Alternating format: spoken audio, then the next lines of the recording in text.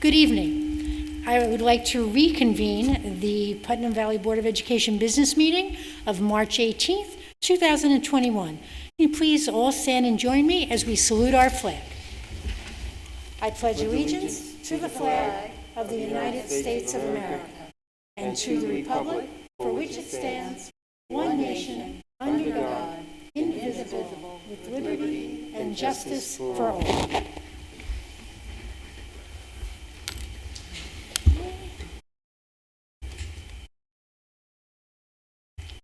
I'd like to open with a resolution to approve the minutes of the work session business meeting of March 4th, 2021. Second. Questions or comments?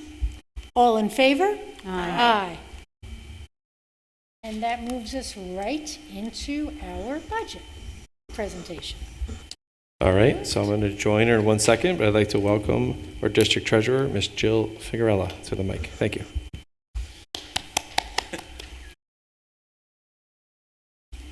Turn this a little.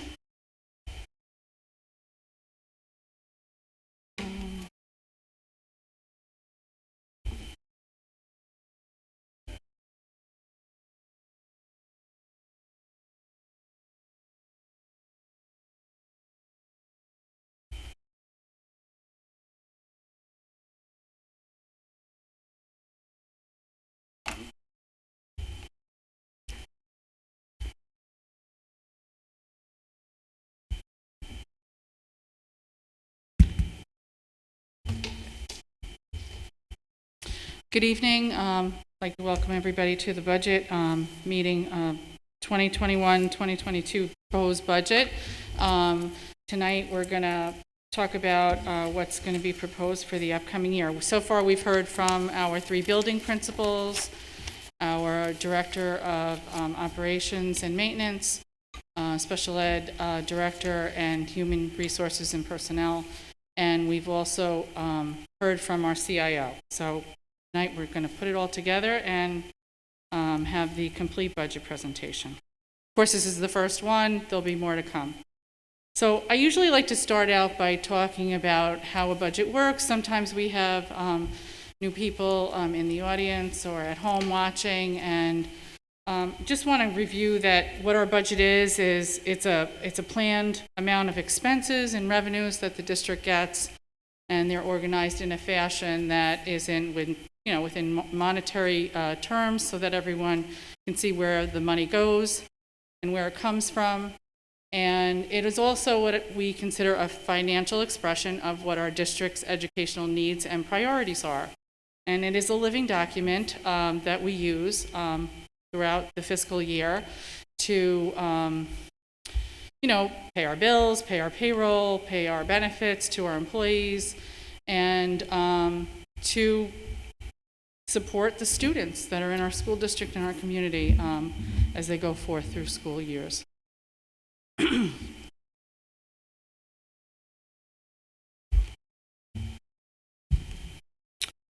So each year we try to ground our budget around sort of those core beliefs we have as a school district, and really mirror what's written in our mission statement. So just highlighting some of those beliefs that we hope that reflected in this budget is putting students first and foremost, having a safe and secure learning environment free from bias, rich in academic rigor, enhanced with technology, and supportive of everyone's health and wellness. And you'll notice the connections between both our budgetary goals and the district mission statement. Just diving a little deeper on those goals, we've broken them up into 5 main categories: academics, social, emotional, technology, finance, and health and safety. So some of our academic goals, obviously first and foremost, is supporting our academic program, continuing our work to revise and align curriculum and provide high quality professional development for our faculty and staff. Social emotional well-being is probably one of our greatest issues going into next school year. We have many students who have not been in school in almost 18 months, and we're preparing plans for how we can safely welcome those students back into the building. Putnam Valley has a long tradition of technology, and in order to keep that up, we must continue our replacement cycle and continue to invest in academic software. I think the second bullet under technology will be interesting because if there's one thing that COVID pandemic has forced us to do is to rethink how we utilize technology in the classroom. And I think that maybe one of the main takeaways we have from the last year now is how we can utilize technology to enhance the instruction in our classrooms. Obviously, financially, we're looking to present a fiscally responsible budget that meets all the district's needs. And health and safety, we know COVID is not going away, not this spring and not before next fall. So we have to continue to be prepared to provide appropriate PPE, cleaning supplies, air filters, and sanitizer.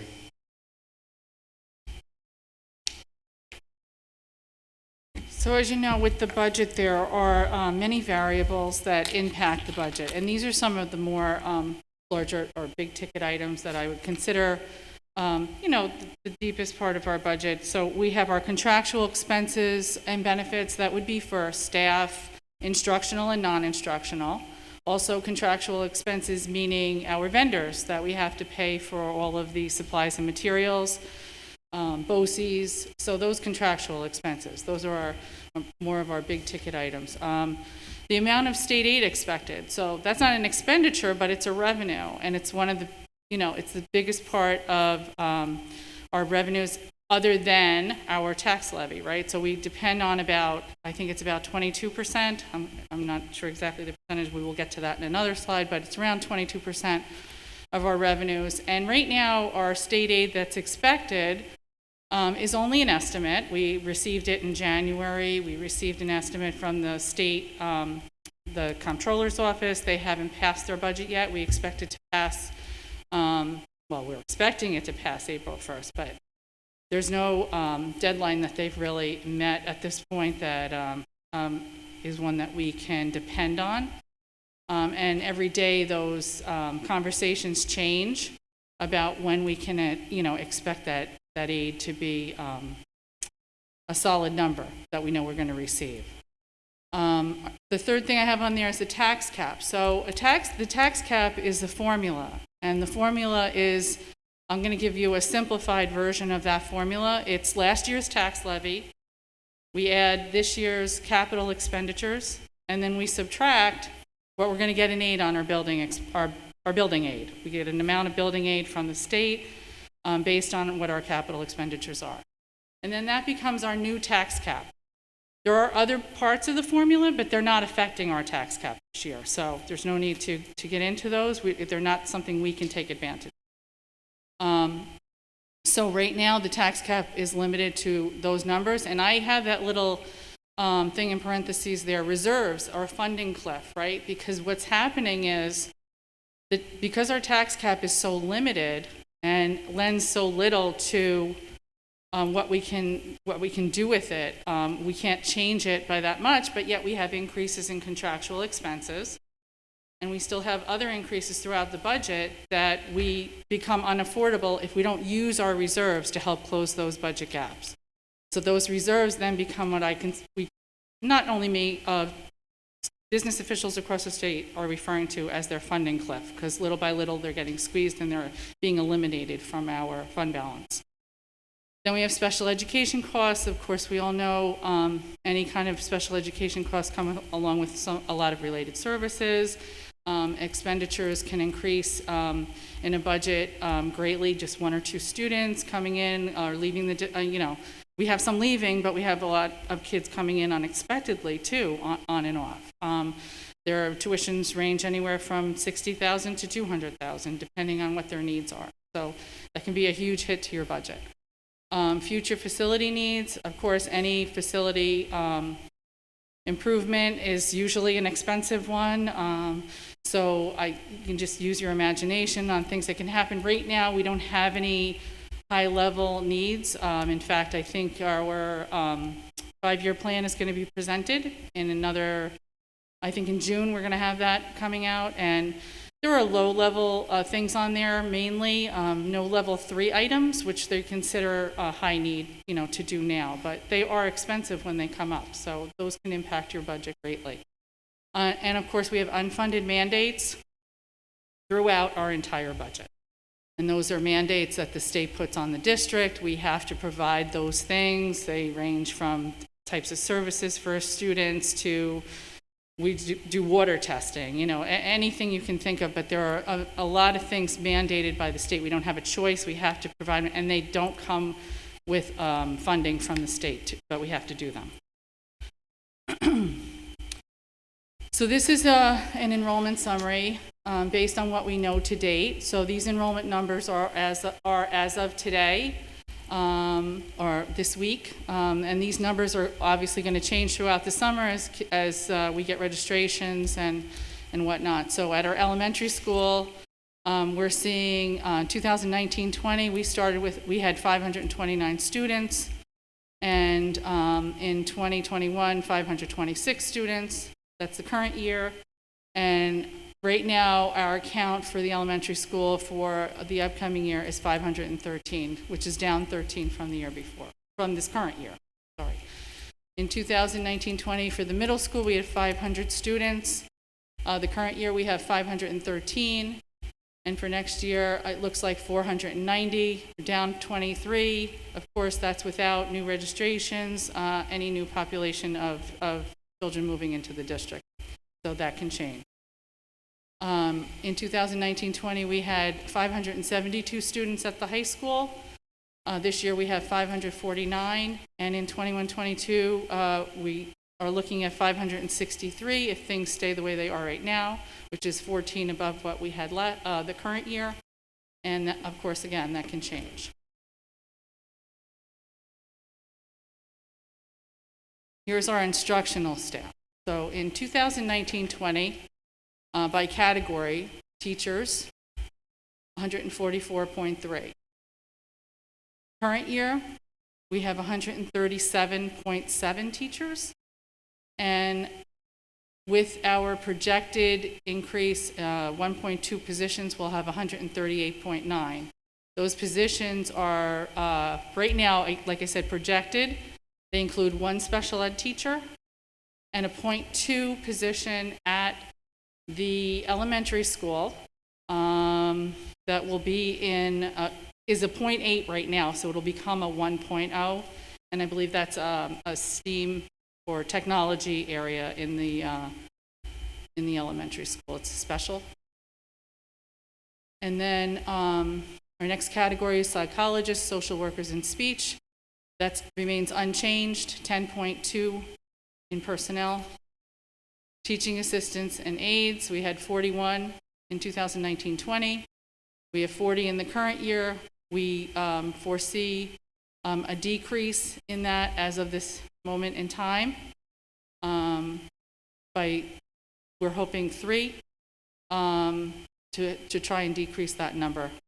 Right now we're needing some extra support with the COVID situation as far as teacher aides and assistants go. Guidance counselors, those will remain unchanged, 5 over the 3 buildings. How many at each building? We have 3 at the high school, 2 at the middle, 1 at the middle and 1 at the elementary. Okay. And librarians, we have 1 at the high school in 2019-20, 1 in the current year, and then we foresee 1 projected for next year at the middle school to be shared with the elementary school, or at the middle school full-time. Sorry. That plan changed. This morning? No, I just didn't have the right information. A lot of moving parts. And then, of course, administrators, we have our 6 administrators, 2 at each of the school building.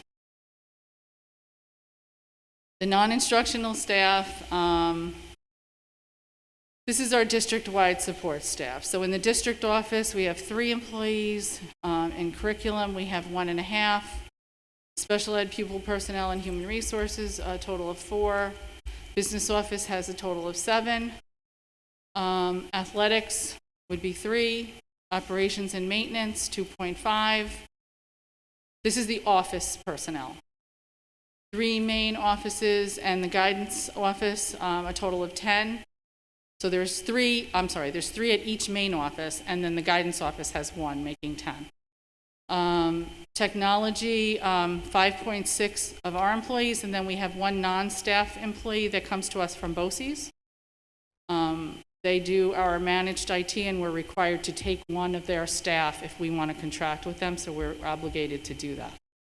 A theater manager, we have one theater manager. Then our custodians and groundskeepers, we had 17 in 2019-20. We added one last year. That will remain the same at 18.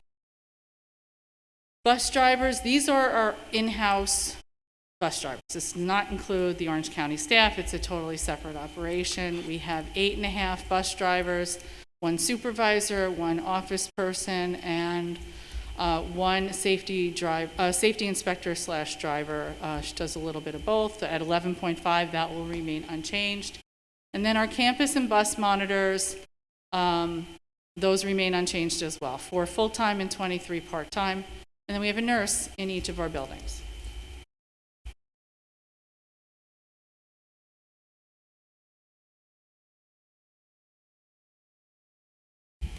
I know this is my slide because of the likeness. I was looking at that myself. Wasn't saying anything. If I had my black-rimmed glasses on, then you'd know. Okay, so I wanted just to take a minute to highlight some of our academic achievements. Really, this focuses on mostly our academic achievements for this year. And I know I've said it many, many times, but I could not be more proud of how our staff has handled the last 12 months. We were one of very few districts that were able to open the school year with all of our elementary school students, and I think it shows deeply in what they've been able to learn, how easily they were able to transition back into school with all the restrictions that were in place. And I know that many of our teachers struggle when they see the inequities of what our students are receiving in our elementary school versus what their own children are receiving in a variety of other school districts. I know we've mentioned many times before the difficulty of teaching both simultaneous in-person and remote students, and I think we have not cut any corners. Our staff has reached up to that obstacle, overcome the challenge, and they're able to, in real time, 5 days a week, provide live instruction to their students, both in person and remote. It's a very exciting time in the high school. Our International Baccalaureate program, our first diploma candidates are nearing the end of their program. They've recently completed their extended essays, which were started about 1.5 years ago, and are preparing or finishing their internal assessments and nearing the end of the year recognition for being considered a diploma candidate, a diploma graduate. Before this meeting, we had our groundbreaking at the Health and Wellness Center. So that's an exciting new academic and athletic space, as well as our Learning Commons in the middle school, our STEM room at the elementary school. We are completing our first year of 8th grade science for all, and for all the feedback we have received is extremely positive. We're utilizing our STEM lab for Science 21 lessons. Right now, that room is dedicated for lessons for all remote students, but all students in Putnam Valley Elementary School will begin receiving Science 21 instruction in that space beginning next year. We are proposing a library media specialist at the middle school to truly utilize that learning space and to make connections with classroom teachers to support the instruction that's happening in the classroom through a library media literacy. An innovation lab is a new special at the elementary school. It's replacing our technology special. And it's a new and exciting sort of upgraded look at what students need to be able to do, creative ways of thinking, problem solving, and building. So it's something that's really exciting for us. There's some sustainable factors that go into this year's budget. The first is the fact that we had 14 retirements, 7 teachers, 2 teaching assistants, 1 monitor, 2 bus drivers, and 2 office assistants. Now, while we appreciate their many years of service and recognize the loss of knowledge and skill with those individuals leaving, it certainly presents us with some economic advantages. Some other expenses where we're looking to help maintain our sustainability our reduction in heating oil, electricity, HVAC, and plumbing costs.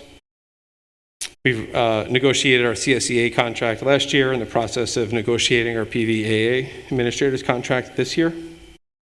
We're able to secure a 5-year contract with our transportation provider, which gives us fiscal stability looking forward. And we continue to work with BOCES to purchase materials and services through them where we're able to receive aid back. Just a quick staffing overview.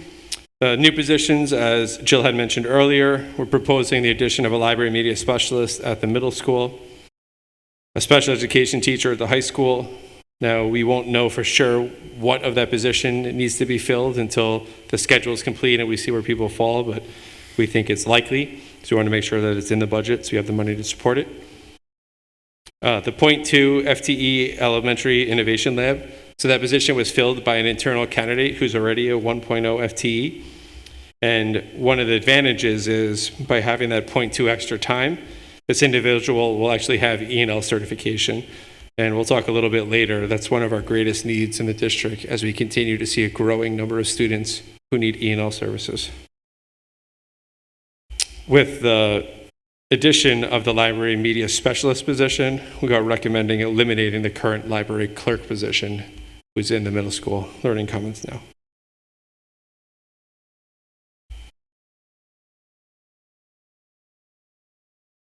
I'm just going to say a few words about our transportation and school lunch program. So we've mentioned the transportation contract and the opportunity to renew our existing transportation services with Orange County Transit. And the proposed budget includes a 5-year renewal contract. So, we're looking to include that in the budget as a 5-year renewal. The lunch contractor, not unhappy with them at all. In fact, Aramark has been the greatest partner we can expect to have as far as a lunch contractor goes. Our director for the lunch program, Sandra Rankin, I can't say enough about her, and I know we've mentioned her many times at meetings, but her services that she provides and the things that she does for the district that go unnoticed, they're countless. Anyway, we're required to go out for bid this year, so that's why I'm mentioning it. Not looking to necessarily change vendors, but we are required to go out for bid, so we have to do that. And I want to just say a few words that meals will continue to be free for the remainder of the school year. We're in what they call the SFSP program. The state has allowed us to do that so that we could provide the students those free meals. The district is still offering meal pickup 2 days a week, and deliveries are made based on extenuating circumstances, really not something that we have to do, but we do it if we have an extenuating circumstance.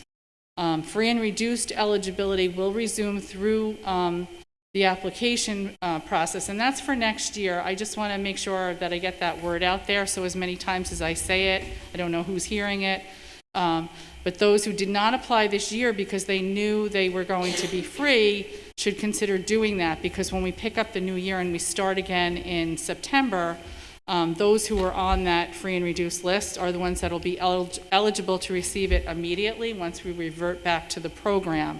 So I don't want that to go. We'll be putting the word out in other ways, but I just want to make sure that people are hearing it from all different directions. They need to fill out that application if they want to be considered for next year.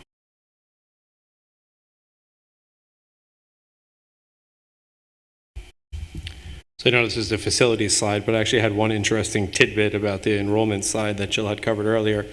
Each year we monitor the number of students enrolling, new students enrolling into the district, as well as the students leaving the district to go to other schools. And every year it tends to be about a wash. The number of students in essentially equals the number of students out each year. And I had our registrar pull the numbers as of this year, and we're currently standing at over plus 60. So this school year alone, we've had 60 more students come into our school than we've had leave our school this school year. And I think, again, that's just a testament to the work that has been accomplished by our administrators and our teachers this school year, where there was such an influx of families looking to move into Putnam Valley to take advantage of what our schools have to offer. Dr. Luck, is that evenly distributed through the buildings or heavily weighted towards elementary school? I haven't done the full analysis by building. It's definitely spread across all grade levels. There's no sort of anomaly as one grade or one building.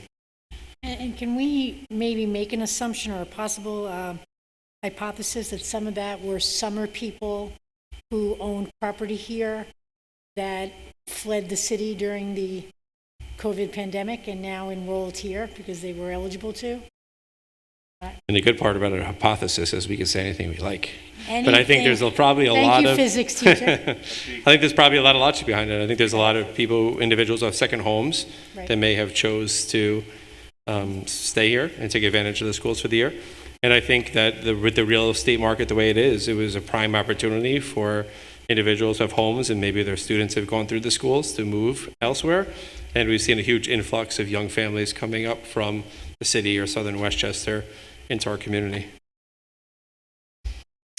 So from a facilities standpoint, as we took the members of the Facilities Planning Committee, the Board of Education, and some other special guests on a quick tour of the middle school and the Health and Wellness Center, we see we've reached completion of our first phase of those projects for the most part.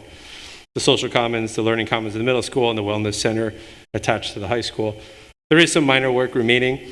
We still have to finish the landscaping outside. That'll begin as early as next week, sort of removing the parking lot, putting the grass back, and planting trees and the other landscaping the work needs to be done. The walk draw netting and the batting cage in the Health and Wellness Center are now scheduled to be installed during spring breaks. That's exciting. And actually the cabinets that the interactive displays will go into were actually completed today. So some finishing touches, but almost done. We are now preparing for the second phase of the work. If anyone remembers, when the Facilities Planning Committee first pitched this project, it included renovation of bathrooms at the middle school. So that work is still scheduled to take place. We just broke it up into two different phases. So that second phase of work is currently out for bid, and we hope will be done this summer. I mentioned before, and I know we have a presentation scheduled for later this spring for our 5-year facilities review. And there was no priority 1 items that came up, which means that there's nothing critical infrastructure or health and safety wise. But some of the other recommendations will be shared during that presentation. And obviously we continue to manage our capital reserves. We know there's more work to be done, and some of that work outlined in that 5-year plan includes some roofs, parking lots, and other infrastructure work.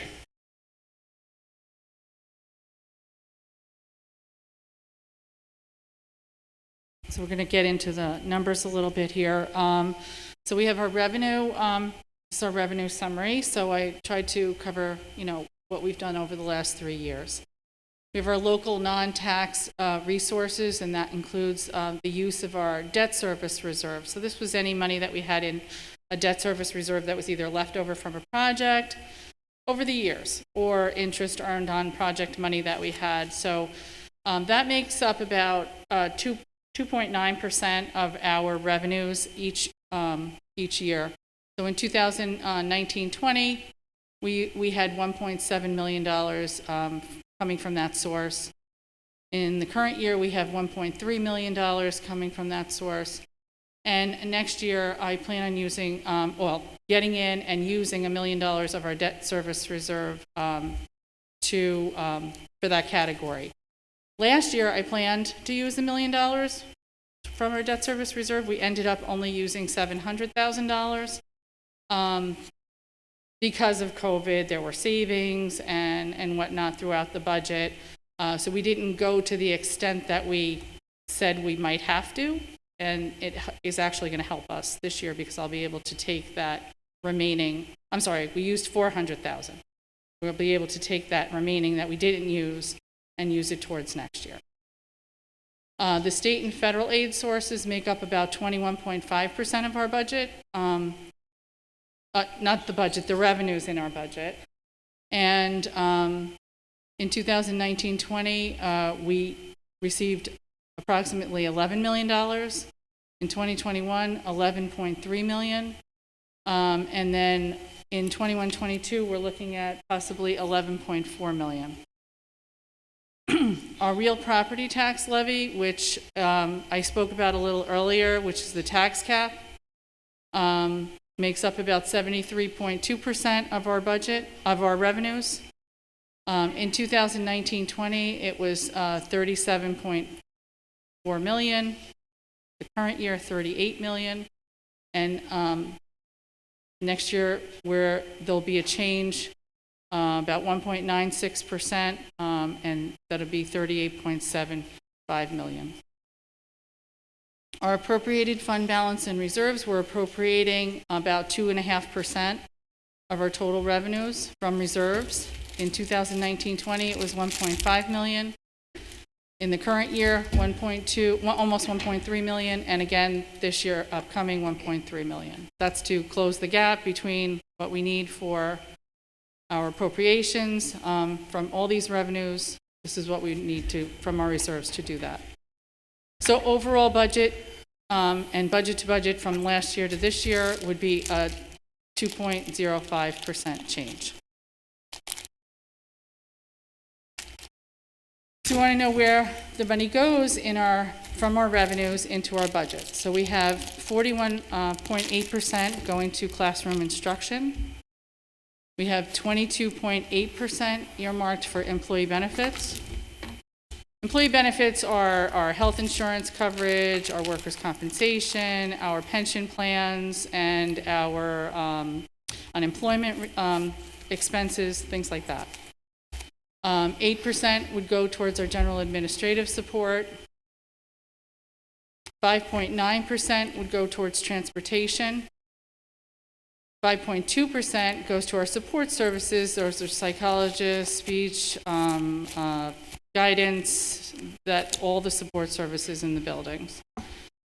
Social workers, behaviorists. 5.2% towards operations and maintenance. Those are all our custodial staff and all the facility needs. 5.2% towards debt service. That's our capital expenditures for our projects, building construction projects, and interest and principal that we pay every year. 3.6% goes towards media and tech support, and 2.3% goes towards co-curricular and athletics. And overall, the way that the state breaks it down in our coding system for how they figure out how much goes actually towards directly impacts students. I mean, in my eyes, everything impacts the students, right? So within the budget. But the state gives us directive on exactly which codes directly impact our students, and that's about 77% of our. So much better than the pie chart, by the way. I like the dollar bill. Thank you. Here is our expenditure summary in another way. So that was our expenditures, but here's the dollars. In our general support area of the budget, we're seeing 4.9 million. I have the three, year over year chart, so you can see the change from year to year. Our instructional portion of the budget, 29.5 million. Transportation, 3.1 million. Benefits and debt service, 15.3 million, and our total overall budget, 52.97 million, or a 2.05% increase over the prior year. This pie chart is required by the state. We have to break down the budget into three categories: capital, administrative, and program. Again, the program is 77% of the budget, the majority. 11% towards administration, and 12% towards capital expenditures. On here, I wanted to show a little bit of an estimate of what our tax levy change would give us. And again, this is based on current assessments.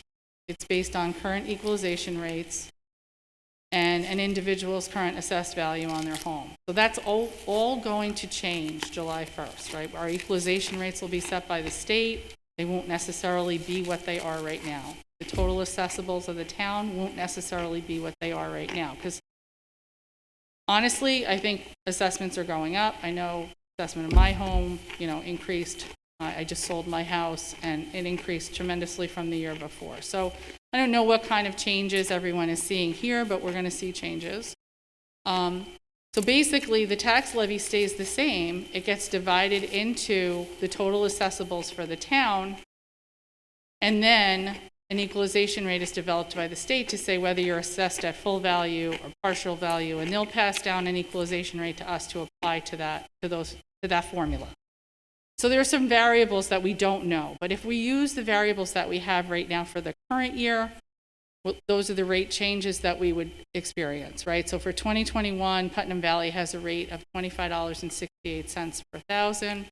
In 21-22, that rate would be $26.10. Carmel is a different rate. One of our three towns, $25.60 per thousand this current year, and next year would go to $26.19 per thousand. And then Cortland, because it's in Westchester, they assess properties differently there. They don't have full value, they don't have 100% valuation done there, assessed valuation. Their equalization rate is 1.56% so whatever your house is assessed at in Cortland, it's only 1.56% of what it's actually worth. So you'll see the rate looks quite different. It's $1,692.17 per thousand in the current year. And next year would be $1,725.30.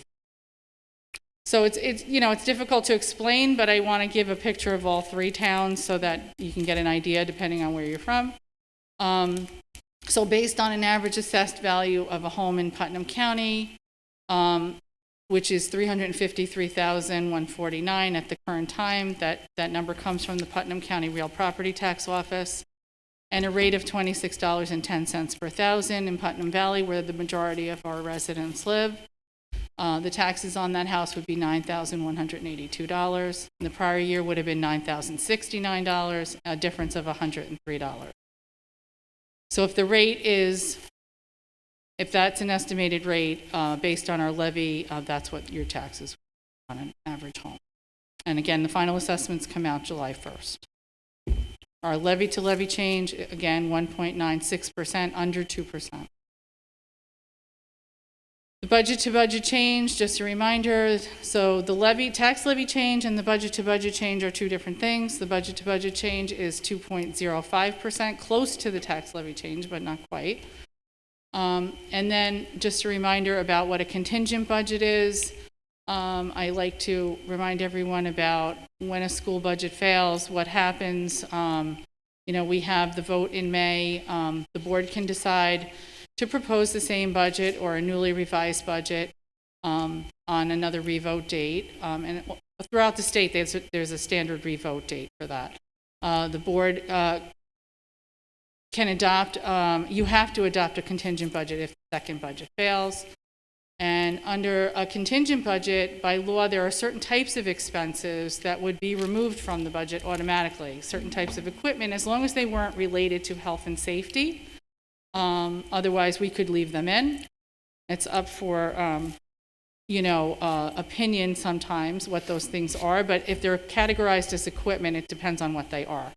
A contingent budget will also, if we had to do that, would cut $745,000 from the budget to bring it down to the prior year's tax levy. That's what a contingent budget is. It brings you back to the prior year's tax levy. It only allows you to raise that much in tax revenue. And obviously, it could reduce programs, supplies, materials, possibly personnel from our originally proposed budget. That's just to give you an idea of what could happen if we were unsuccessful in passing a budget.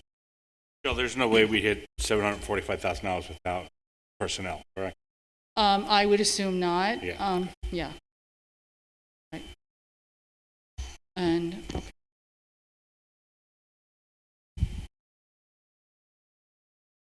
So like every year, these numbers are sure to continue to change over the next few weeks. We're still awaiting our final state aid runs.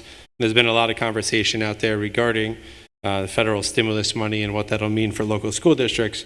So while there's a lot of numbers that are being thrown around, until those numbers appear in our state aid runs or in other source of revenue, it's hard for us to count on them.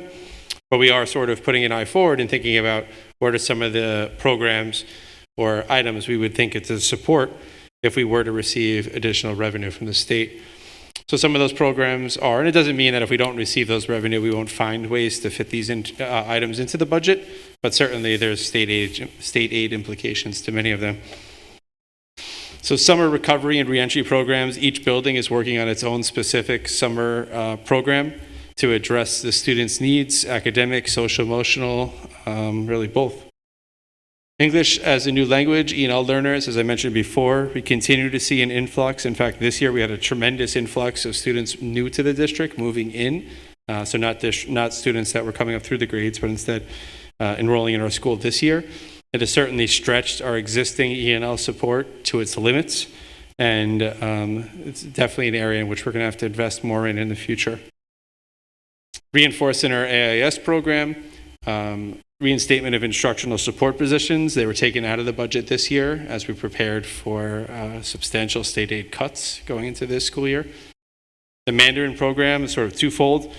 One is the sort of surveyed Mandarin program that began at the elementary school 2 years ago. That first cohort is now moving into second grade. So you have to make a decision whether we want to expand that program and continue to provide those students with that experience, and if we want to continue it for first and second grade. The second one is really contingent upon enrollment. It's the Mandarin program in the middle school, and they're currently enrolling students to gauge interest in beginning Mandarin in 7th grade. Middle school is looking to move more towards an elective model in the 8th grade, and studio art is one of those elective classes that they're looking at. Full restoration of clubs and extracurricular activities. Again, many of those were cut going into this school year. Facilities projects, we're looking at the modular classrooms behind the elementary school. The roof on that building is failing, so we're risking losing that space as a usable space. So the replacement of the roof and really getting that back up to speed, if we're to use it as storage as it is now, or conference space, or the possibility of using it as classrooms or offices again in the future. We mentioned the restroom renovations at the middle school, slated to begin this summer. Capital outlay projects.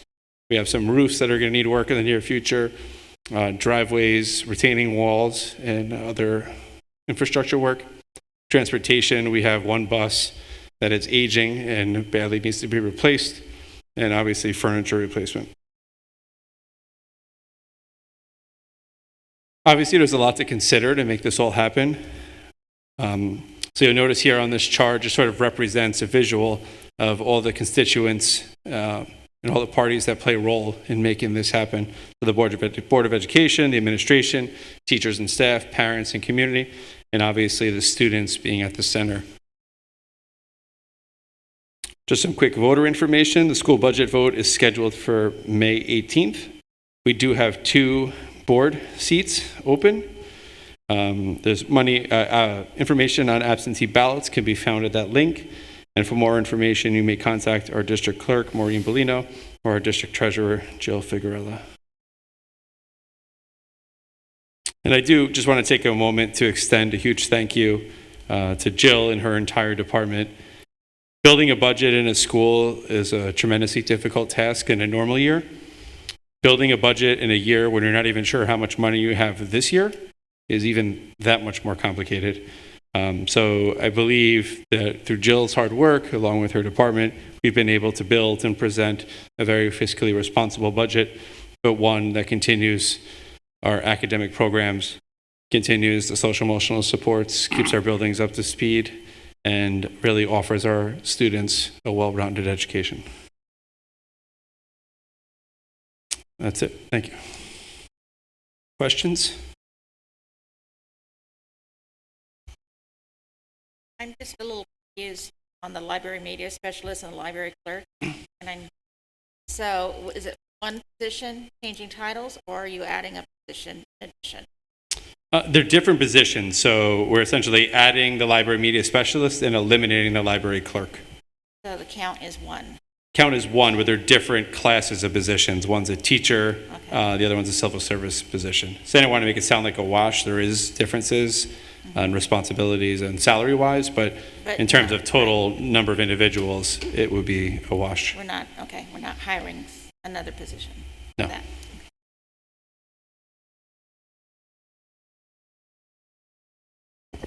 I have a few things.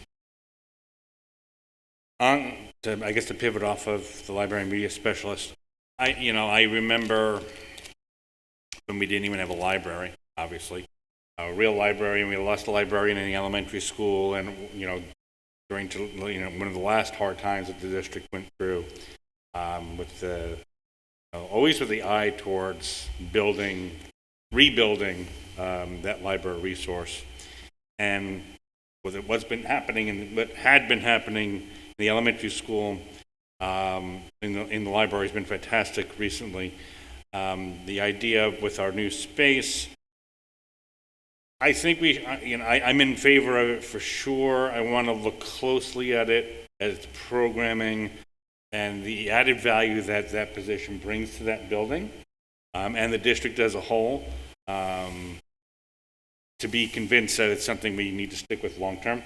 So just know that I'm in favor of it, but I think it's really important that we keep an eye on and emphasize, the building a different type, I shouldn't say different type, but a culture of, more expensive culture of learning and engagement with media in the middle school, and hopefully this position will help to engage and work well with all the others. Because I'm assuming the vision is they will be a partner, very much like is happening in this building in the high school. They will be a partner to the entire staff and all the students to be a resource that they've not had before and we've not had in that building before. I think it's, if it's done well, we have the right person in that slot, I think it would be a great benefit to the middle school and the district. I just want to make sure that we are definitely keeping an eye on that. That's most certainly the vision for that position. I'm looking at the tax levy increase. Right now it's 1.96. What is our cap? What would be the max that we could do? Right, so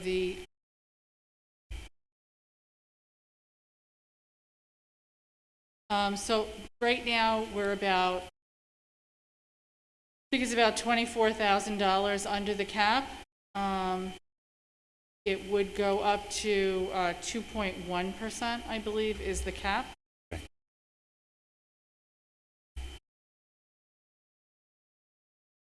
So right now, it's not at the full maximum amount. So my question with that is, we're still looking at expending significant reserves, which we're regularly talking about, the cliff on the reserves. I guess the question becomes, what's the gap between the 38 million and whatever 38,755 and whatever you said, $24,000? Yep, Okay, that's so it. that's not okay. Never No, mind. what would make a difference is state aid. So you get some state aid in, you get some additional state aid in, which is our hope. Certainly would reduce the amount of reserves that we are using towards the budget in order to preserve more of them. And which brings me to the question of the state aid that you're estimating. Is that based on the governor's budget, or I know there's been the bump up from the Senate and the Assembly? It's based on the governor's budget, and then of course they have expense-based aids in there. Each individual district has to look at those because they're only estimates when they give them to us. So we know what we're spending and what we expect to get back next year, because those are estimates based on them looking at our prior years and things like that. So we have to be more realistic when we look at the numbers. And no, it does not include the rescue aid that has been talked about recently. But the pushback is that the Assembly and the Senate brought back bigger numbers than what the governor was offering. And so now they're negotiating essentially it's probably not likely that April 1st is going to be our day, given this climate. But don't know. And that's our hope, right? Yes. Yeah, that's our hope that within the next 2 weeks, we'll have a better idea of what we'll be getting from the governor's budget. The other money is federal money that they're talking about, and that's not, we have no guidance really on how or when or we're going to be able to use that money.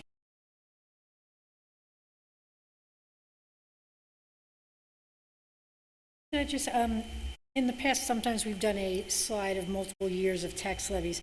We have, since the, what's erroneously called the 2% tax cap, or since the tax spending limit was put in place, we have never even been at it. We've always been below it.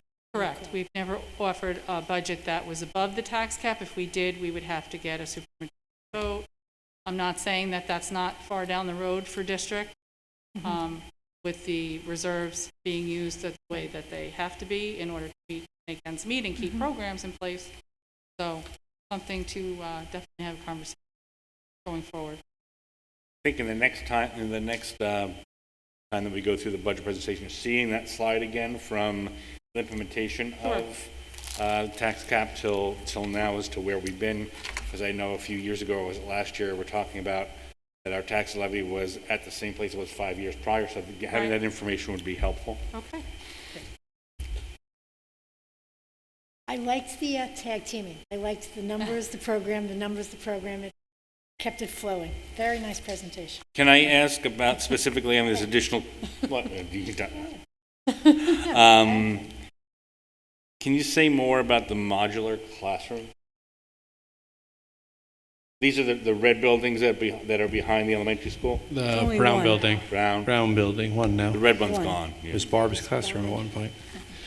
Barbara. So, but we've been aware that that building has been in need of some upkeep. It also came up on the 5-year building condition survey as the roof was really in need of replacement. So we knew it was coming up. Now we're sort of looking at it through multiple lenses. One, if the roof fails, we can lose that space as usable space altogether. We could lose our CO from the state and sort of have to start the whole process over again. So that's something we definitely want to try to avoid. Half the building is currently like the district records room. The other half is currently storage, so there's no academic programs there. But one of the lenses in which we're looking at that space is there a possibility of bringing academic classes back there, whether it be small groups, whether it be lessons, whether it be regular sized classrooms, to at least have that space in a condition where we could easily pivot it and have it as a flexible space, right? If we have a large kindergarten class come in and we need more spaces for them, if we ultimately decide to move 5th grade back to elementary school, we want some more flexible space. So really just getting that building up to the point where it can be flexible space, it could easily transition back to the classroom. It's certainly not our expectation that we're going to put a roof on it, fix it up, and send a class out there. But we want to have the building in good enough shape where if the need arises, it's a usable space for us.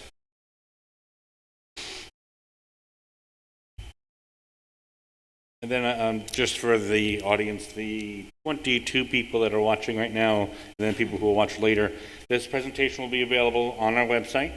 Correct?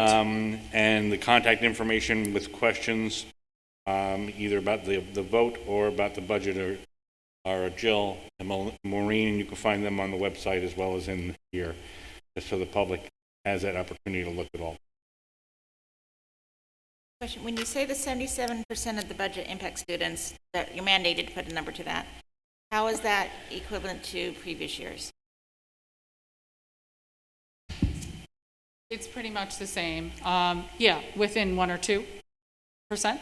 I mean, it's always within that. It's 75, 77, 76. It's never been out of that range, that as long as I've been.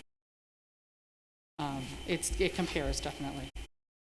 I think last year the capital was 11, the administration was 11, and the program was 78.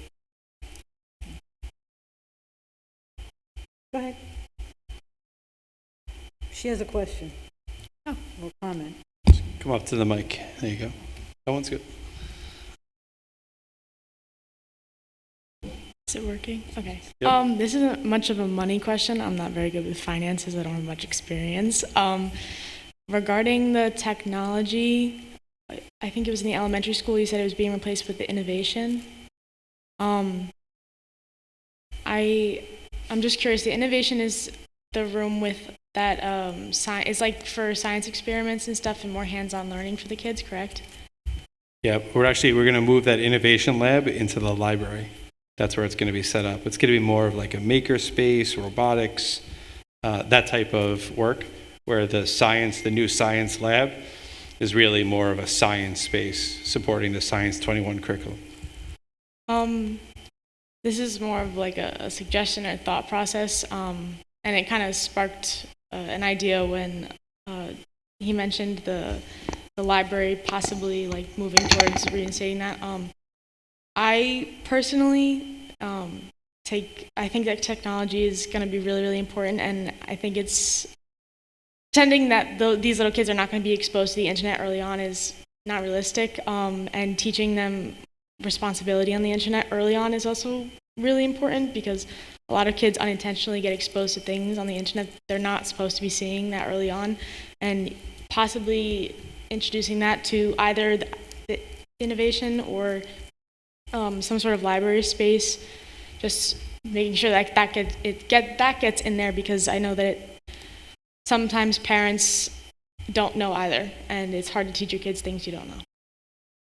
Yeah, that's a great point. We'll make sure that digital citizenship and internet safety and those aspects are still part of that new curriculum, because that is, like you said, important lessons that students may not receive at home.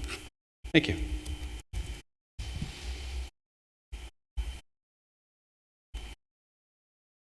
Any other questions?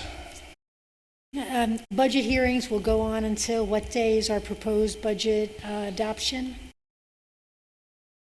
About? I believe we're gearing up for April 8th Right. as the budget adoption, if we can get there. And we still have another meeting that we would be allowed to extend it to adopt it if we didn't get there by the 8th. So there'll be other conversations, other chances for There'll be people one to more give meeting. input? That is the same meeting. That's the next meeting. So we'll redo this presentation, or a version of this presentation with additional slide, maybe like obviously the one you suggested. And if there was anything else in the meantime that you thought of that we should include in that presentation, we would do that before at the adoption, and hopefully adopt on the same night. Okay. So that being said, people, if they have questions, should be asking those questions to Jill. And if you want to talk to Dr. Left or to any of the board members about the budget, our emails are on the website. Feel free to reach out to us on the funding priorities for the next year's budget. Thank you for that. And also, I guess, for I'm going to look again, 23 people who are watching. They are not... This year's budget vote will not be like last year's budget vote, as I understand. You will not be automatically receiving an absentee ballot in the mail. You will need to request one if you need one, and if you don't need one and you plan to vote in person, that will be at the elementary school on whatever date that was, I can't remember. Tuesday, May 18th. But just know that you will not automatically receive a ballot this year. You will actually be able to get out of your house for a little bit for a few minutes. So look forward to that. With your mask on. With your mask on. Okay. Thank you. Lovely. You know we'll have more questions next time.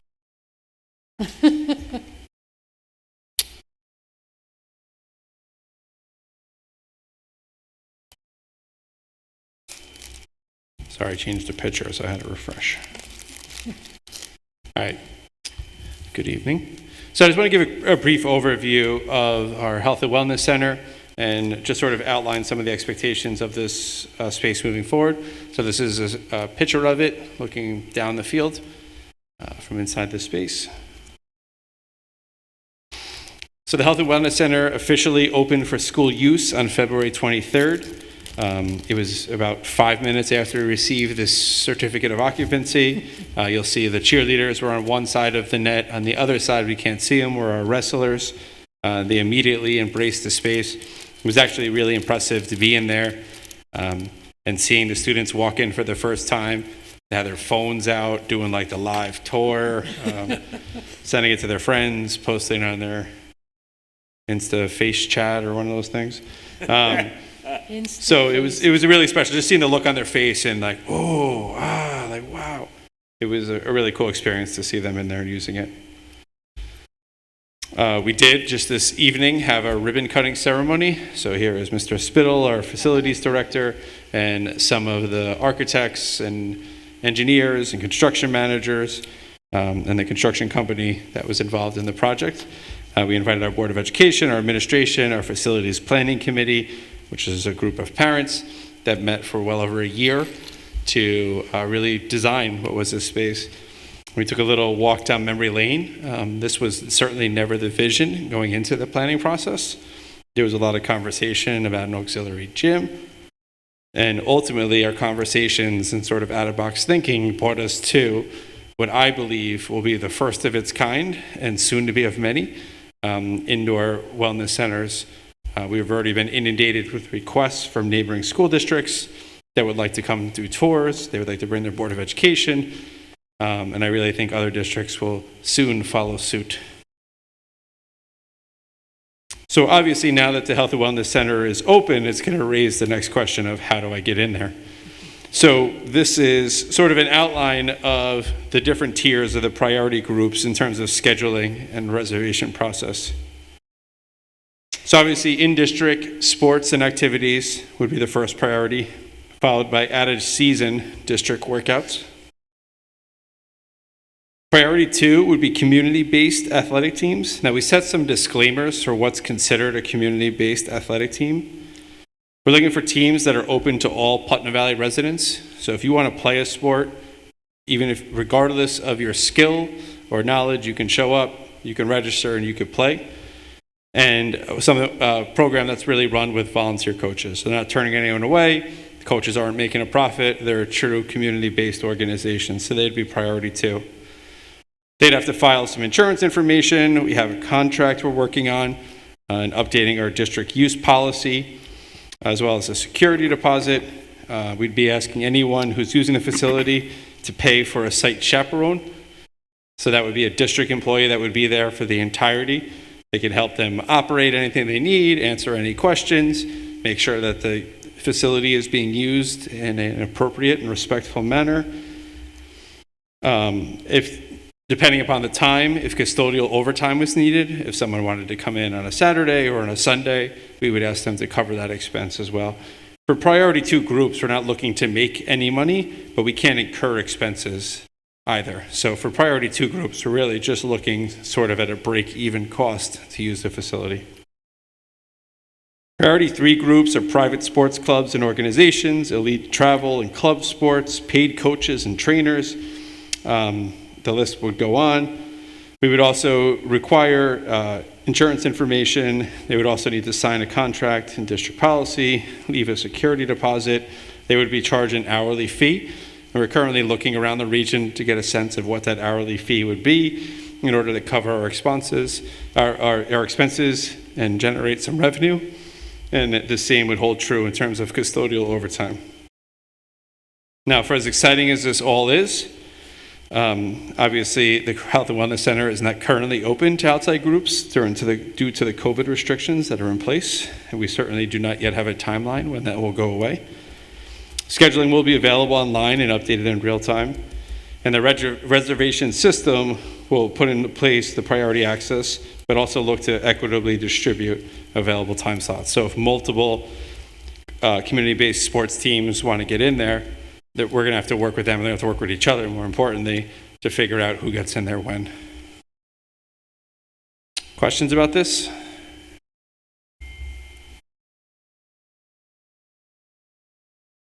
Good. So as mentioned earlier, there's a couple to-do list items. The display cabinets were actually finished today. Installation of the walk-draw curtain batting cages are scheduled now to take place over spring break. The final grading and site cleanup. It's not the most attractive space outdoors right now. So that work will begin in the next week or so. And we'll sort of be reclaiming the grass that was out there, planting some trees, and really making that much nicer landscape. So tree plantings again in late April, and then completion of audio-visual equipment in there. That's it. Any other questions? We talked about at the ribbon cutting, Dr. Left, that it is, it's as being used for athletics, but we didn't call it an athletic space. It's a wellness space. We are using it for curriculum and classrooms during the day. So you want to speak a little to that as well? Sure. I know both our middle school and high school gym classes have utilized this space. I know the high schools utilize this space during their community lunch. And once the cabinets are installed and the interactive displays are there, it'll truly be an academic space as well, where teachers can bring their classes down there and utilize the displays and the tables to do projects or labs, really any sort of interactive kinesthetic learning. Will that space relieve any space issues during, the time when we're starting to get all our students back into the building?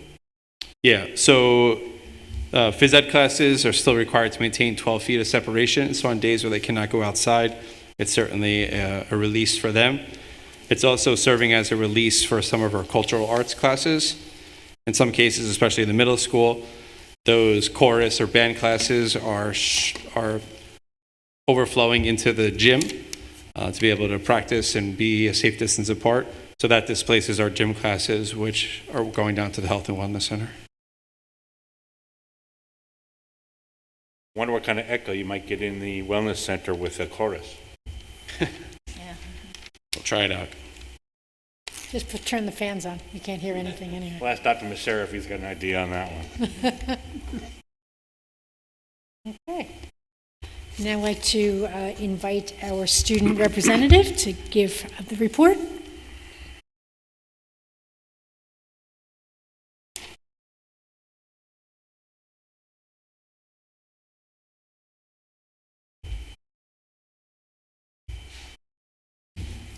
Hi. Parker couldn't make it tonight. Sorry. So just touching on the Wellness Center, I was actually in there like 2 hours ago. Really cool. We were doing walkthroughs before our game tomorrow, football game. Don't show up. Nobody's allowed to come except for the people who are. I thought it was really cool. We had the divider down because the cheerleaders were on one side and we were getting our uniforms on the other. It smells really new. Tell the football team to keep it that way. Yeah, don't look at me. That is not Jessica's responsibility. Don't quote me on this. I'm pretty sure that my gym class is going in there some point soon. We just finished up the unit, the indoor unit today. I think it's really cool. I'm really excited about this. I'm also excited to see if we do anything in the classrooms in there. I could totally see a physics classroom doing something in there. So student body report on, we have all the students returning back to the high school. I don't know if you guys have any questions on what my opinion is and all that, but Go ahead. Yeah. So my classes, I'm a senior. I mostly have seniors in my class. It's kind of weird. It's like seniors either just want to stay home or they just want to be in. It's very divided. I have some classes where there's like nobody at home at all, and then there's some classes where there's like a bunch. Majority of people have been coming in. I do notice that during lunchtime, it's a little crazy. I will say I sit in the library. Ms. Demaine has done a very good job at maintaining distance and everything. I do know that downstairs in not so much in the cafeteria as far as I know, but the first floor spacing is a little difficult. I think the Wellness Center would really help with that, and also as soon as the weather clears up, it would be a lot easier to deal with that. What else? Face guards, the face masks, I think most kids have been pretty responsible with it. A lot of kids forget theirs in the classroom, but that one was kind of inevitable. Kids forget things all the time. So yeah, I'm really excited for everybody to be back.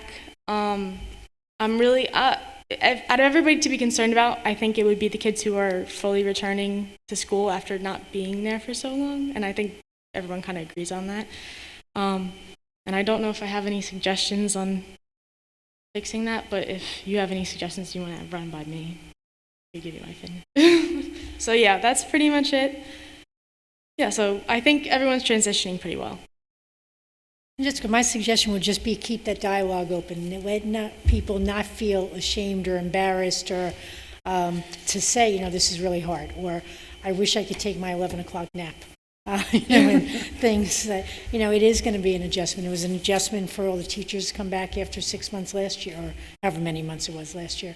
So keeping the dialogue open, being okay to admit it, pace yourself. Yeah, I accidentally skipped one of my classes because I thought I had a free period, and I didn't. And then I looked at my attendance, and I was like, because they changed the schedule. So, It happens, right. But that kind of thing, just acknowledging that that's going to happen. Yeah. And to encourage anybody who's got an issue to not take it on their own. Bring it to somebody that they trust and they can believe in. Go to, if you have to go to the guidance counselor, that's fine. Go to and the office principal, anybody, a teacher, or just another student. If it's tough for you, don't deal with it alone and just, it's going to be tough for a little while. It's just, I'm talking to my daughter who's a senior, who's a classmate of yours, and it's like, she comes home, it's like a little stressed. It's like, this is different from having 3 kids in a class or 4 kids in a class, 2 days a week, to have some classes really, really full. And it's, we had to reacclimate ourselves to kind of being that close. I was, even when we were in the wellness center earlier, it's like, there's a lot of people in this room, even though it was a huge room. But I'm thinking, it's just, I think that the mentality now is kind of a little standoffish, and hopefully just know that it's tough. And I think if, as student leaders and seniors in the building, encouraging anybody who's got those issues to reach out to people, to just have that communication be open. Totally. A little unrelated prom question. I was going to ask when that was coming up. I am on the prom committee and I keep getting asked, so I feel like I should ask you, do we have any thoughts on people bringing dates? And Anyone else want to take this I'm putting you on question? the spot here, I'm sorry. I don't. This is a volunteer position. No, thank you. So I will do my best to articulate what I believe to be the current plan as of my last conversation. So my recommendation in speaking with the high school administration and the class advisors is, let's start with what we know, and we know what the current limitations are in terms of number of individuals that could be at an indoor event like that, which I believe right now stands at 150. So in order to accommodate 150, we really can't go beyond our senior class. So I think we start off with the most restrictive environment, and then we wait and see. If the guidance opens up in the next couple of weeks and it says, well, now it's 250 people, then I think that would vastly change our position. Now we say, well, maybe we can have juniors that want to attend, or maybe individuals can bring dates from outside of the school district. So it's not that I'm in any way opposed to it. What I don't want to have happen is I don't want to hope that the rules change, have people make arrangements for dates outside of, or guests outside of the school district, and then find out that we're over the limit. Yeah. So I think we're going to just have to maintain a level of flexibility. Certainly, we know we can accommodate our senior class, and we're lucky to be the size we are, right? If we were a school district with 1,000 seniors, right, you could have, I don't do math real fast, that's like 7 proms they would have to fit everyone at 150 people. But I think we're just going to have to wait and see what happens. So we're not in any way opposed to it, but I think we have to start with the most restrictive, what we know, and then as the guidance allows flexibility, we'll certainly adjust accordingly. Do you have any idea when that guidance will be coming, or is that? That is a great question. Okay. I still read guidance that was written in July every day. So I am also anxiously awaiting updated guidance. So I'm hopeful one day soon. All right, thank you. We still have very little knowledge of this disease. And you saw I don't know if you heard the news today, they now have a new crisis in Florida, where Florida relaxed the mask wearing and a few other things. They have a new crisis. They have more hospitalizations today than they've had all since March. So we just don't understand it, and it's just going to be an interesting, we have no idea when, the health department, the state are going to actually open up for, Well, have they asked students how many people are planning to go? Because, some of the problem may be eliminated by the number of seniors who actually want to go or are planning to go. It might be good if you could get some idea of that. Yeah, so our class advisors had given out a survey. I don't know the numbers, Okay. but I do know that that's being taken into consideration. Good, good. And Dr. Left, is the Good guidance luck. 150 indoor or outdoor, or both? I'll tell you. Right? As of today. My understanding is the current guidance for indoor events is 150. There's actually testing requirements, and there's lots of other sort of hurdles to jump over to reach that limit. Outdoor is going up to 200 Okay. So in the not, near future. not a significant way to create a date for But it all one of our depends upon seniors. also like Villa Barone, some of their rooms are not huge and some of the rooms are big. And it depends on percent Yeah, of capacity, right? up to 150 people at, I believe, 50% capacity. Okay. So it has to be a huge room to be able to do something like that anyway. There's lots of rules. You got to dance at your table. You still have to socially distance. It'll be Committee to be interesting on for this. sure. I want to buy everyone those big inflatable Tested bubbles. prior. If we just put everyone in those inflatable bubbles, then we're good. Yeah, I don't know. It's just ironic because our class always joked because we never fundraised enough that we were going to have our prom out on the turf, and if it ends up happening, it's just the irony is Yeah, hilarious. that'd be very fun. 200 people. No testing requirements. You should look at that. Jessica, what time's your game tomorrow? 6 o'clock, I And believe. it'll be streamed. I have no clue. Is it I here? just Is it here? Yes. yes, it is here. Then it'll be It's streamed. against Pleasantville. Oh, Good luck. boy. Thank you. That's it. Thanks, Jess. Thank Have you, a nice Jess. night. You Thanks. too. Hey, Dr. Luft, if, would we be prepared for graduation? Would we be prepared, because I know, even if we did like we did last year, multiple graduations, but it doesn't sound like we're going to be getting to that. It was like it'd probably be a better situation than last year. For rain date or rain time, could the wellness center be used that way? We'd have to put in a floor on that, but I just want to know if that would be an option, because that's probably a lot bigger than the pack for that, We usually review the or gym. the gym. Yeah. I mean, we've had conversations about like what's the maximum number of people we could actually have in here. We're like, well, if we ever have graduation here one day, that would probably be the maximum number of individuals we've had in there. We haven't gone as far as sort of walking through the plans of what they may look like, what to put on the floor, how to seat people. It certainly would be a possibility, and it's certainly a large enough space. But I think obviously our first priority would be to have it outside. Yeah. I would almost think we would give outdoors 2 attempts, especially given COVID and everything else that's going on. If we were forced to bring it inside, we would definitely have to limit guests and other things like that. So But we do have those big-ass fans in there. I had to say that on tape. I had to say it on tape. it's just the name of the company. Product placement. All right. I know I would personally now like to follow Jessica, Dr. Leff, but do the best you can. I'll do my best. She has some good segues into mine. Excellent. So, as Jess had mentioned, we welcomed back our hybrid students beginning on Tuesday. And I have to say, I had the chance to walk through both the middle school and the high school, and the energy in the building was like electric. It was like the first day of school for the second time. Because the reality is some of these students have not yet been in school at the same time. Many haven't seen each other in 12 months. So it was really an interesting, there was definitely a very positive vibe going throughout the buildings. There was also a lot of comments about face shields, but we'll move on from that piece. I get a lot of feedback or a lot of questions about the face shields.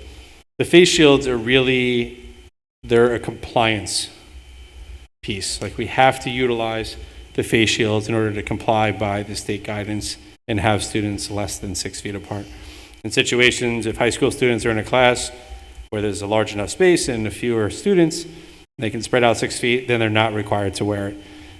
Again, as Jess had mentioned, I'm hopeful that the guidance is updated. We know the CDC is studying sort of the efficacy of 6 feet versus 3 while wearing masks.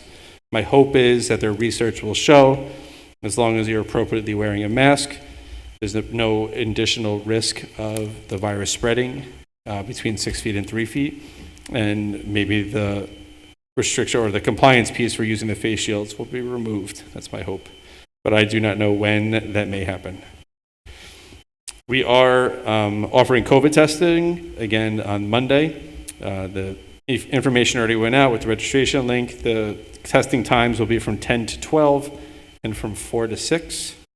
And we're also scheduling another COVID testing clinic on Monday, April 5th. That's the day before we return from spring break. The day before we welcome back are all remote learners. Interesting fact, about 53% of all remote learners across the school district have made a commitment to return to in-person instruction. So I think that's great news. Say 53? 53%. The numbers obviously vary by building, but overall, 53% of students. This is just sort of highlights of what will go out in my community message tomorrow. Travel advisories. There's a travel advisory, was updated on March 10th by the state, 8 pages of guidance issued, clearing vaccinated individuals from not needing to quarantine. Less than 24 hours later, they changed their mind and said April 1st, they'll be issuing new travel guidance, in which case they're saying domestic travel will not require quarantine. So more information to come for sure. Spectators at athletic events. As Jess had mentioned before, our football team has their first game on Friday. Guests are limited to 2 per athlete for outdoor events. We also have our volleyball season underway, as well as cheerleading, which is still outside. For volleyball, it's 2 guests per home athlete, because it's indoors. And we do expect there to be some exceptions made for playoffs for volleyball. I talked a little bit about spring and end of year events like the prom, sort of what the guidance is and what our plans are as we await updated guidance. And after we had a very good run, almost 3 weeks without positive cases, we have had several positive cases over the past week, mostly at the high school. None of them appear to be related, and none of them appear to have spread within school, but still disconcerting to see those numbers go up again. I know there's been a great deal of conversation regarding the proposed 5th grade return to elementary school. Just a quick update. We've been working closely with the PVFT on a memorandum of agreement that will substantially address the discrepancy of the instructional time at the elementary school versus the middle school. So I hope to have something in writing ready for the board's consideration for our next meeting, and that certainly will help inform the ultimate decision that we'll make. We held our district-wide professional development sessions on March 11th. We had the ribbon cutting ceremony this evening, and we did a quick highlight of the Health and Wellness Center.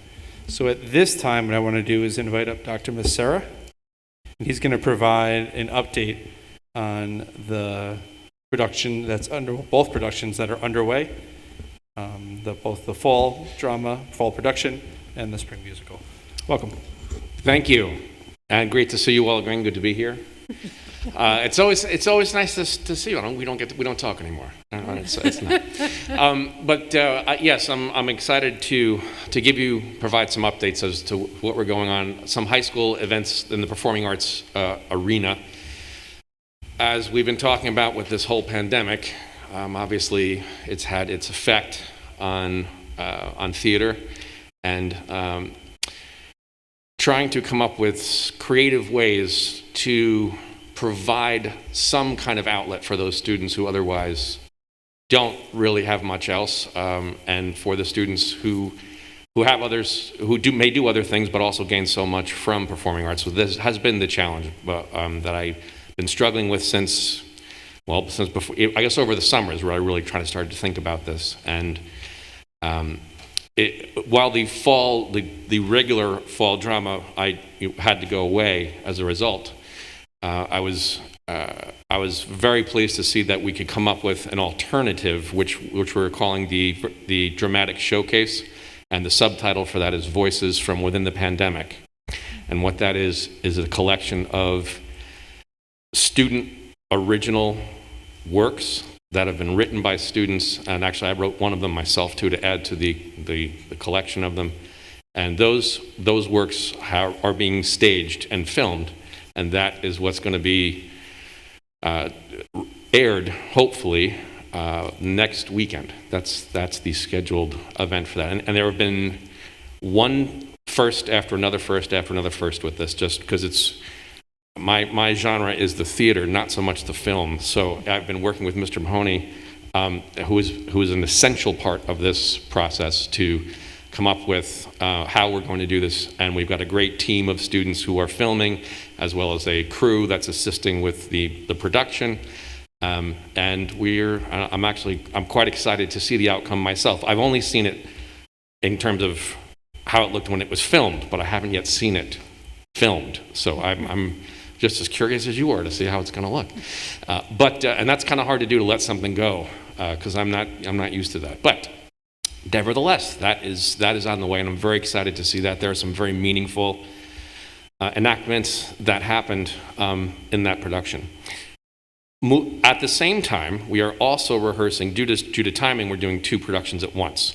We auditioned for the virtual version of a spring musical, and again, that decision was made to go virtual months and months ago, because we just didn't know what was going to happen, and still don't know what's going to happen, quite frankly. So the kind of, as Dr. Luff was just alluding to regarding the prom, the most restrictive, sort of approach was to say, well, we know that we will be able to put on a virtual production, and so that is the track we got on, and within that construct, I'm very proud of the efforts and the work that has happened to create something quite unique. We have, due to our the professionals that we work with, are going to be creating a cast album for the first time. That is to say, a cast recording of the music that's going to be used for this virtual production for the musical The Drowsy Chaperone, which, by the way, Guy Cohen recommended to me via email. I think it was like 10 or 15 years ago. Do you remember that, when you had said this would be good for the school? It took a while, but we did get to it. And the show itself really lends itself to being done virtually, and we already were able to obtain the rights in advance to perform it virtually, since that was a whole other ball of wax, just to get the rights to do things virtually versus in a more traditional format. That aside, the cast I've been working with them in terms of teaching the music, and Jennifer Cahill, who's on the staff at the middle school as a teacher's aide, has been, she's teacher's assistant, has been doing the choreography and assistant direction, and has been working with the students, the cast as well. And we're well on our way to a performance air date of April 30th. So April 30th, May 1st, and May 2nd. And in the meantime, we're going to be, in addition to creating a cast recording of the singers, we're also going to be doing a cast recording of the orchestra pit. So that's going to be done in here on this stage. And we have a phenomenal sound designer that we've been working with for years, who's orchestrating this whole thing. No pun intended, and really making the recording of the instrumentalist conducted by Ryan Odell, and then using that recording to create the cast recording, and then using that recording to create the film. So it's sort of a sequential process, and again, so far it's working the way it's supposed to. But I'm really so excited to be able to offer this to the students, because it's such a unique opportunity, and that we're involving other students that through the film and editing process that might not have been involved in that capacity elsewhere. So that, briefly, is what's going on. What else can I tell you? Dr. Becerra, how many students are involved in the first project, and how many are involved in this? Yeah, great question. So there are approximately 30 in each. And that includes cast, and includes students working in the stage crew, and it includes the team that Mr. Mahoney's got working the cameras and in the editing studios and the TV studio. And so it's 30 in each. There is some overlap, but we do have some, I'd say The majority of them are not overlap, but there are some. So, but there's approximately 30 in one and approximately 30 in the second. Can you talk more about the state of the choruses? I can, yes. At the high school, anyway, I can tell you that just this week now, since we've had this opportunity to have more people, and we're rehearsing in here in the PAC, and it's blown some air into the process. It really has. The students they're really, I think, being around each other and being able to express themselves and sing. It really was an explosion of sound that happened here starting this week. It has been quite challenging, but now with everyone together, and even though we're still 12 feet apart in every direction, it feels so much better, and also kind of makes you grateful for the little things, and in quite a humbling way. So, things are. Students are able to voice a lot more. Is there an expectation of a virtual concert of sorts? It really kind of depends. I'm sure. I'd like to do that. That's where my heart lies. I think it kind of depends on the track of everything at this point, globally, regionally, and so on. And if I can do that, that is certainly something I would like to do, because we did try that.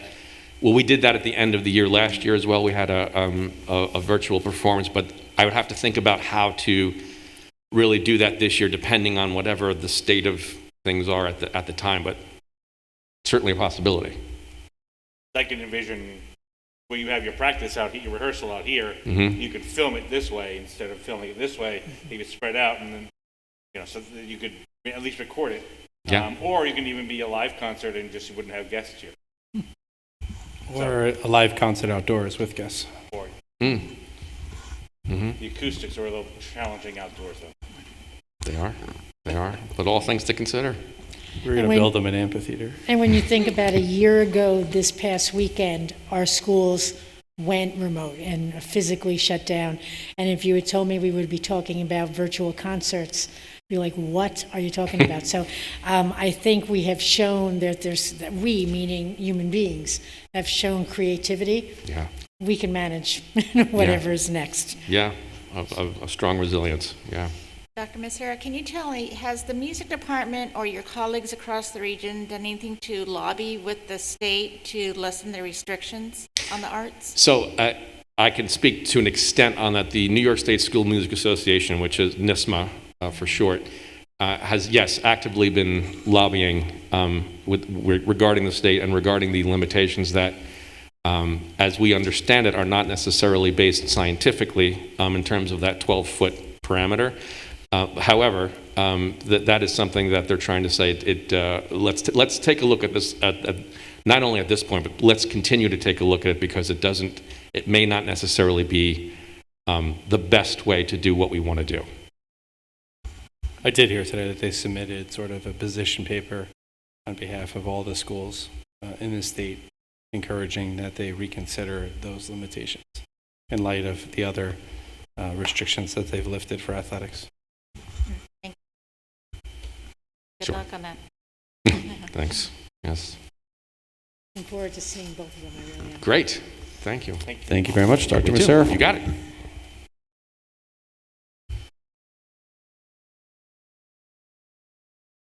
So does that end your report, Dr. Left? I'm all finished. Thank you.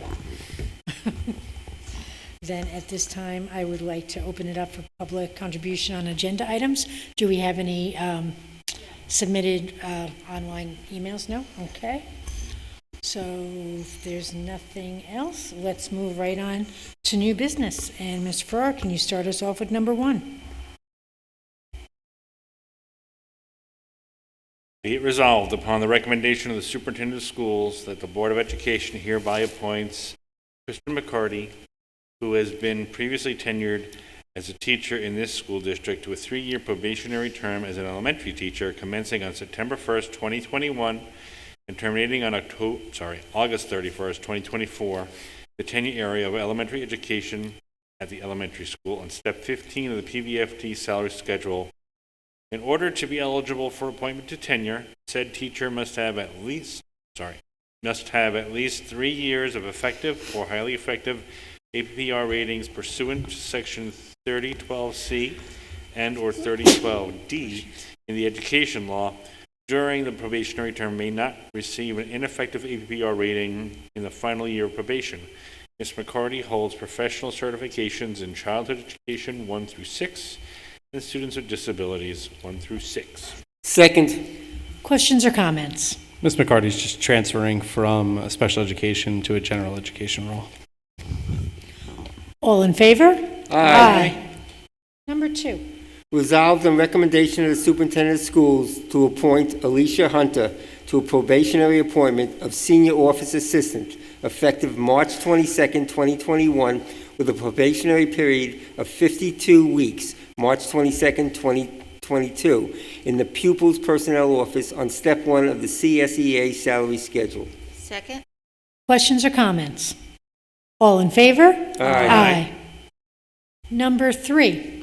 Resolved on the recommendation of the superintendent of schools to accept the resignation of high school RN Sean Mondello from the district effective the close of business on March 23rd, 2021, as per document number 157-21, attached to the agenda and official minutes of this meeting. Second. Questions or comments? All in favor? Aye. Number 4. Resolved on the recommendation of the superintendent of schools to amend the provisional library aide appointment of Kaylee Hartnett, approved at the board meeting of September 10th, 2020, to a probationary appointment as library aide, effective March 19th, 2021, subject to the satisfactory completion of a 52-week probationary period ending March 19th, 2022. Second? Questions or comments? All in favor? Aye. Number 5. Resolved on the recommendation of the superintendent of schools to appoint Anna Skirianos to a 3-month-long substitute position as 1.0 FTE technology teacher at the elementary school effective March 16th, 2021 through June 30th, 2021, or sooner at the discretion of the Board of Education at the rate of $125 per day. Ms. Skirianos holds childhood education 1 through 6 initial certification and literacy B through 6 emergency COVID certification. Second. Questions or comments? All in favor? Aye. Number 6. Whereas the board, for reason of economy and efficiency, has determined that it is appropriate to abolish a certain pedagogical position in the district. Now therefore be it resolved that the board hereby abolishes a 0.8 FTE technology instructional position effective at the close of business on June 30th, 2021. Second? Questions or comments? All in favor? Aye. Number 7. Resolved to approve and authorize the superintendent of schools to enter into the 2021-22 Putnam County Real Property Tax Service Contract as per document number 156-21, attached to the agenda and official minutes of the meeting. Second. Questions or comments? All in favor? Aye. Number 8. Resolved to amend the legal notice for the annual public budget hearing, budget vote, and board trustee election, previously approved at the board's business meeting of February 11th, 2021, to reflect changes in legislation related to the required number of petition signatures for Board of Education trustee candidates and propositions, with document number 162/21 attached to the agenda and official minutes of this meeting. Second? Questions or comments? We are now, I believe the number now is more than 48. It was 48. Oh, it's not, this is going back to the lower number? Right. Okay, Yes. so we're now going back to the lower number of 25. All in favor? Aye.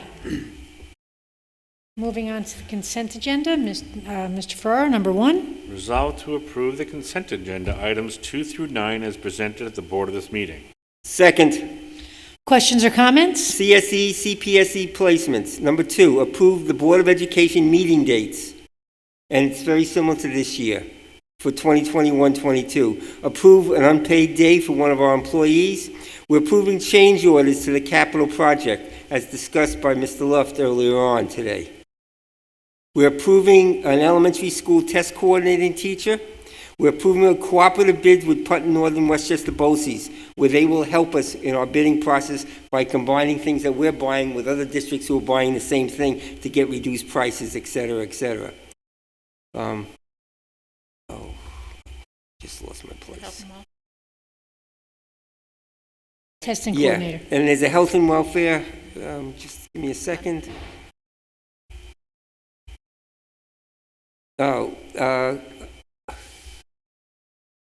Yes. Yeah, helping, it's a contract, For residents, children of the district attending private schools and other. yes. Yeah, and I forget how many there were. I think there was only one. Three people. Three, yes, at Katona Lewisburg, right. That was it, yes. Sorry about that. One more. And we're approving a request for contract services with Putnam, Northern Westchester BOCES, where they will help us, assist us in things. Okay, thank you. All in favor? Aye. Dr. Luft, you want to talk about some upcoming meeting topics and presentations? You've talked about them a little bit today. Yep, so our next meeting on April 8th will be another budget presentation and hopefully the adoption of the budget. The following meeting, April 20th, will be the BOCES budget vote and looking to confer tenure for teachers and teaching assistants and administrators. Then our final budget hearing and business meeting will be on May 4th.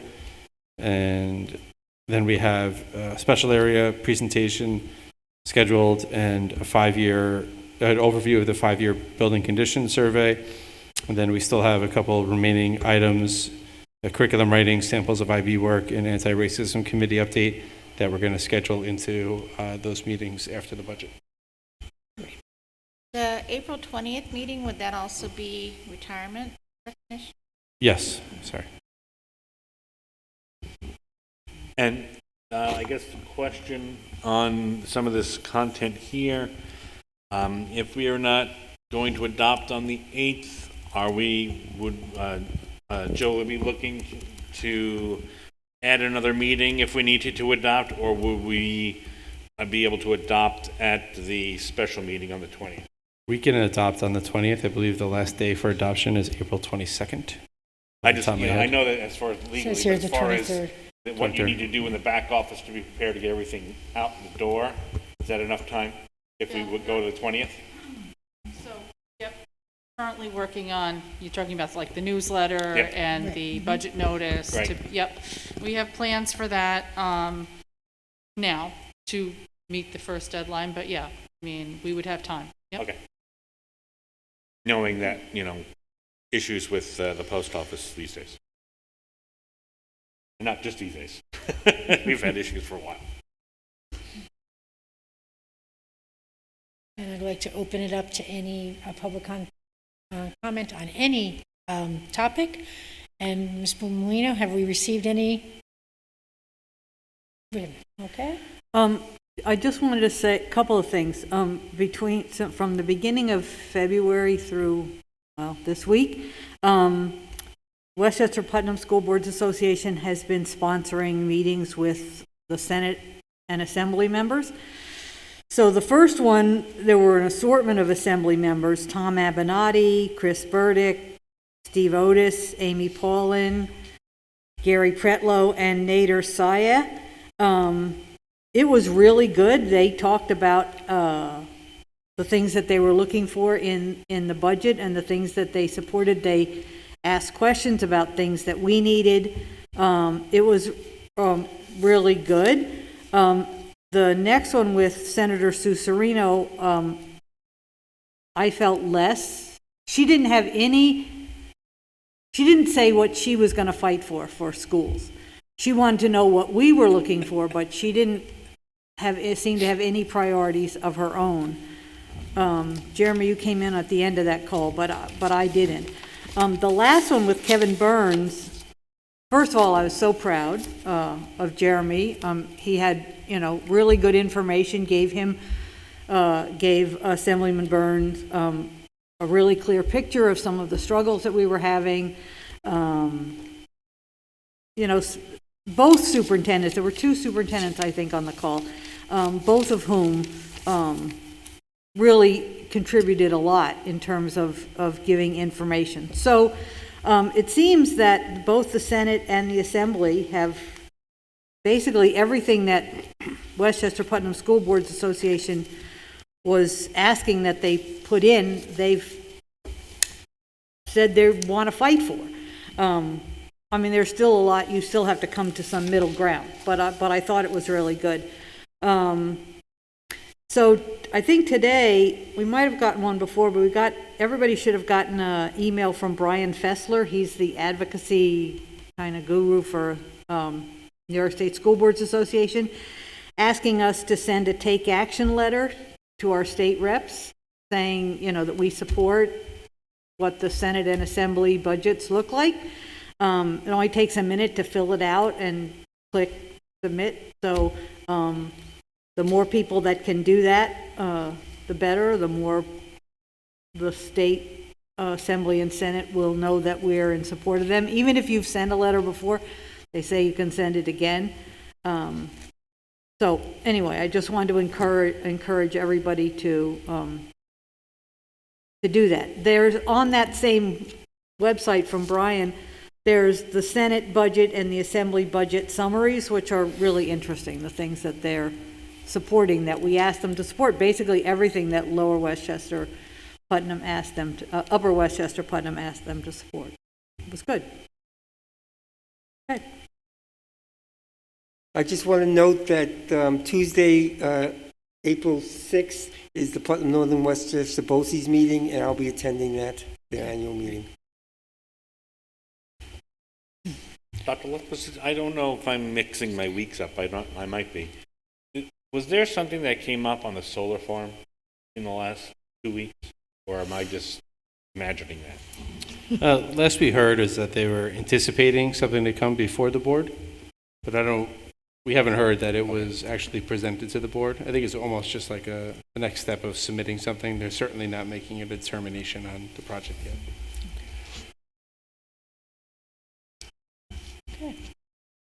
It'd be great if we could get... We did support, we sent our letter, the board resolution, and a copy of the engineer's report to the planning board in preparation for it.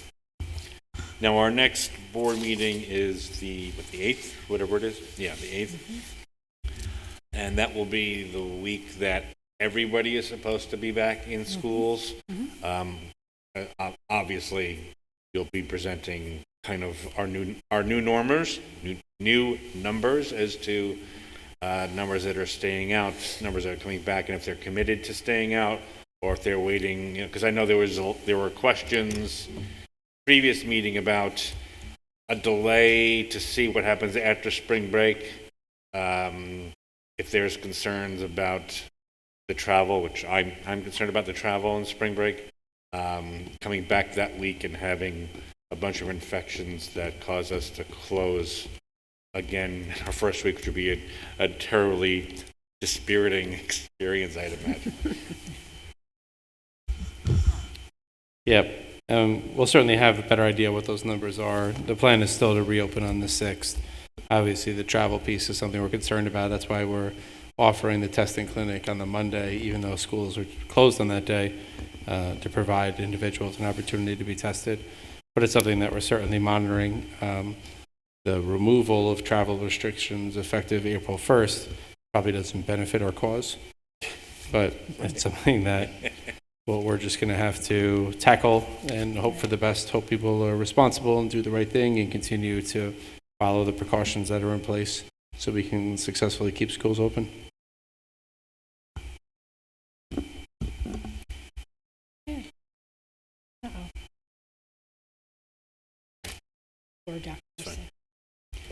If there's nothing else, we can Thank you. adjourn to executive session. Rejoin our executive session for the discussion, where'd it go? Resolved to convene for 11 matters of employment histories, 11 persons. Second. All in favor? Aye. Aye.